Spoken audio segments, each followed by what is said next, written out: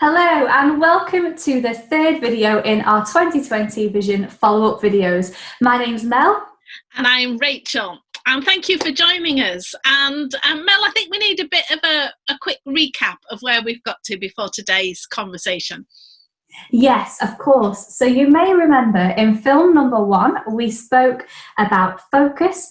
We discussed what mission was and what is your one thing going to be? What are you focusing on? In video number 2, we spoke about learning and unlearning some of our things from the past. And we talked about noticing where we were right now and noticing what mission looks like whilst we're in lockdown. So, of course, this is film 3. You've made it to the end. Well done. And today we're going to talk a lot about mission in the future. How do we do mission when we don't know what the landscape of the future is going to look like?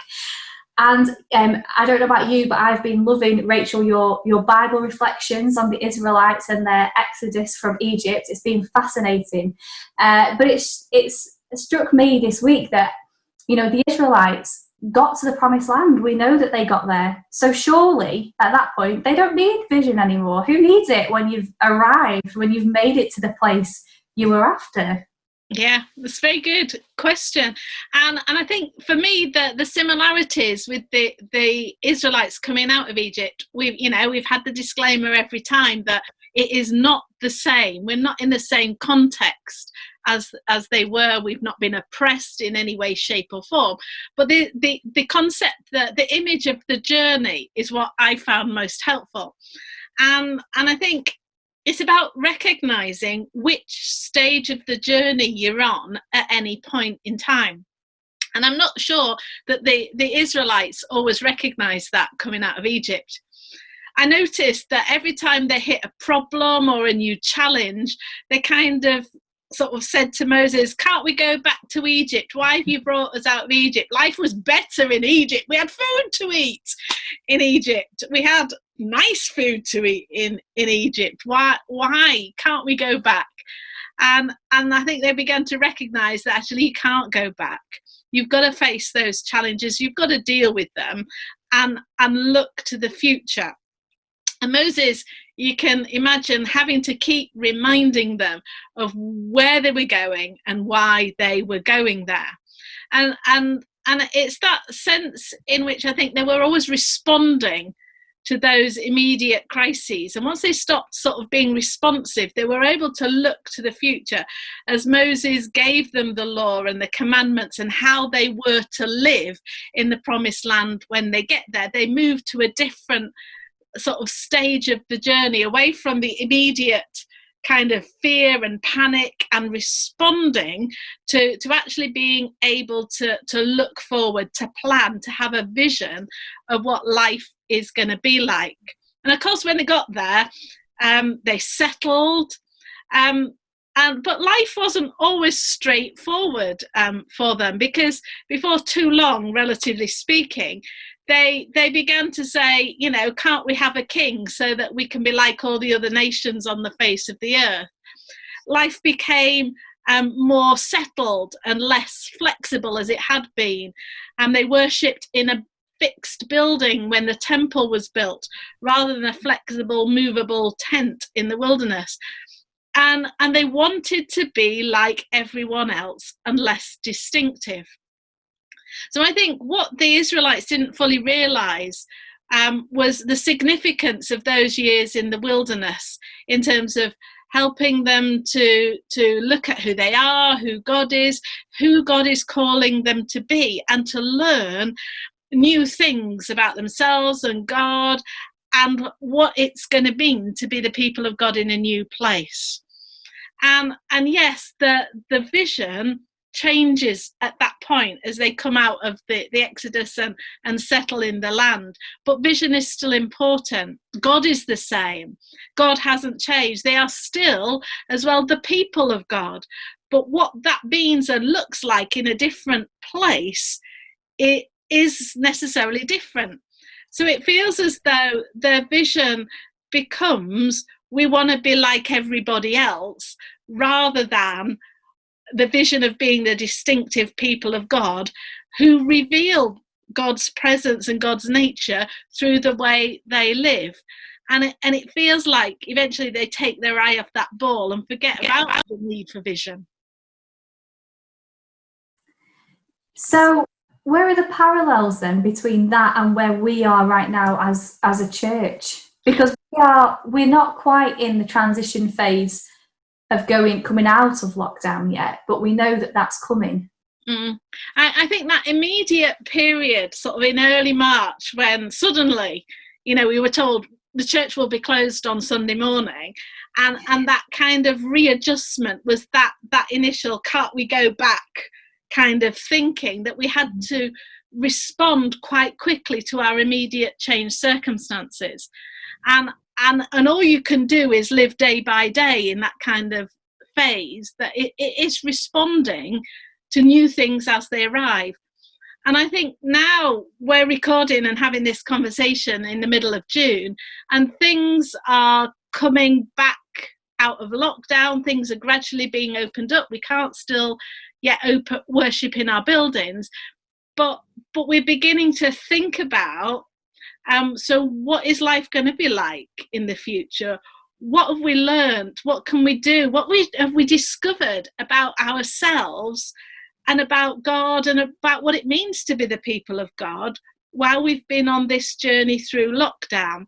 And I think we're at that kind of second phase of thinking about, what are we carrying with us? What are we bringing with us? What have we sort of picked up along the way, so that we can begin to imagine this new promised land for us, this new future, what it might look like and what we might need when we get there, to be more effective in our mission. Right. So actually now is the perfect time to dream of a new vision and a new mission for your church and for yourself as a Christian. So we've got some tools, haven't we, just to show people at the end of this video for how you might go about practically shaping a vision or a mission for your church. But I suppose the beauty of vision right now is that our future is very much unwritten. It's so unknown, isn't it? Yeah. We haven't a clue what things are going to look like in the next year, 2 years, 3 years' time. And so right now, while things are unwritten, it's time for us to dream. And we talk about vision. We have done from the very, very beginning of this 2020 vision journey. We've spoken about it as being a future that we can't yet see, something that is using God's imagination, something that excites us, that makes us feel really passionate, that we can't wait to work towards. And it's a place that God will guide us into if we follow God's example in that.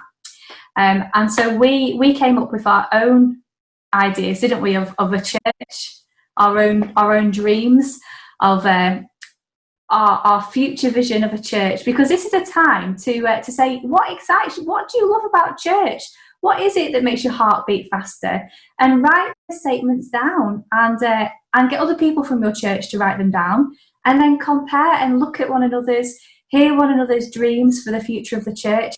And you might find that there are a few links there as well where you can see some similarities and some patterns beginning to develop. Mm-hmm. So, Rachel, I wonder if you wanted to read it first. Okay, so I dream of a church that is flexible and able to respond to the needs of a changing world. I dream of a church that is alive and vibrant, with people of all backgrounds at every stage of the Christian journey.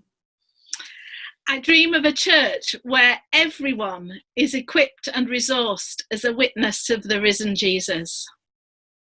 I dream of a church that is not afraid to proclaim in love the gospel message of hope and salvation for all. I dream of the church where the teaching is relevant and helps me to respond in godly ways to the situations I find myself in day to day. I dream of a church which flourishes in its relationship with Christ, with every person wanting more of him. I dream of a church where we are not afraid to invite people to join us. I dream of a church that is relevant, accessible, and open for all to find a home. I dream of a church where we get the balance right between developing our own relationship with God and engaging in mission to help others discover a relationship with God. Right. And I dream of a church which provides opportunity and encouragement for people to fulfill their full potential in God's strength. And I dream of a church that gets the right balance between doing things online, in person, in a building, or wherever else we may be. Amazing. How exciting is that? How exciting to hear our dreams and desires and hopes for the future of church. Yeah.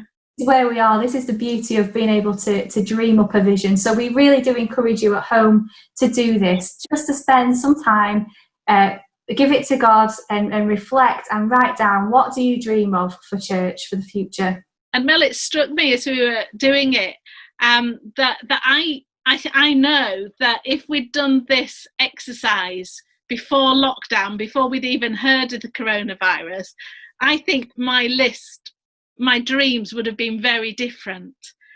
But I've noticed things. I think what I've observed, what I've reflected on in terms of what does church mean during this time of not being able to meet physically together, and made me think about, well, what is really important.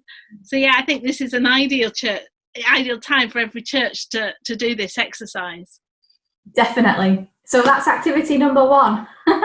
We do have some more things to show you. Some of the feedback we had from 2020 Vision was that people, you understand the importance of vision, and you've captured that excitement and that heart behind it. But then there was this question of the practical nature of the what next. What do we do? What are some simple step-by-step guidance or activities that we can now do as a church to help us on the way of achieving our vision? So we want to highlight this resource produced by our amazing evangelism and growth team, our church's future story. Now you can order this for free from the Methodist Church website. If you type it into Google and type Methodist Church, it'll direct you. And it comes in these brilliant cards that you can navigate your way through. So it's a lovely pack.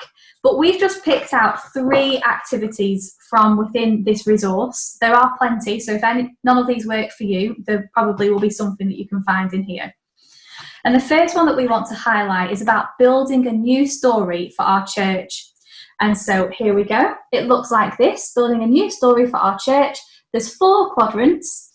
And it talks about the first chapter of our story is everything that we're doing well. So you get to celebrate and think about the things that you do brilliantly already as a church. And then you move on and you talk about, from all of our dreams, the next chapter of our church will be about. And so then we start to do the I dream of a church where. Section 3, to help us write these stories, we have these people with these gifts and these skills and these resources. And you may remember in our first video, we did encourage you to look and reflect on the gifts and skills that you bring and that your church community bring as well. And then finally, to complete this story, we will need to let go of these things which we have or are doing at present, which links back to our second film of what are we learning, but what are we also unlearning? What are we letting go of as we reflect? So, activity 1. Excellent. That sounds really good. And I like the way it's kind of drawn all our 3 videos together into that exercise without us planning it that way. The next sort of activity from the pack is this one, and it's called Wants and Wishes. And again, it looks like that with 4 squares on the card. It's quite similar to the previous one, but the questions are slightly different. And it makes us, I think, help us have the conversation in this lockdown situation. What have we learned in lockdown? What do we want to keep hold of, and what can we let go of because we've discovered we don't need it? So it's a little bit more focused in that aspect than the previous one that Mel just spoke about.